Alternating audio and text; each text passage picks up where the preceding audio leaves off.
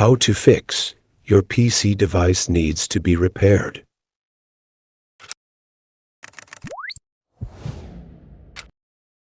This issue is related to a hardware problem, where there may be things problematic inside the system unit. If possible, you may need to deliver it to a technician so they can look at the problem. Though it's a good thing that I also have discovered that there's an easy fix for this.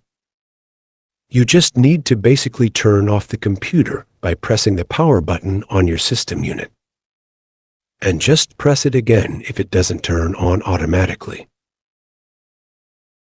So we're just going to wait for it to load Windows. And there you have it, easy fix.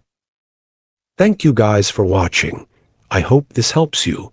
This has been D from D-Log TV. I'll see you in the next video. Peace out.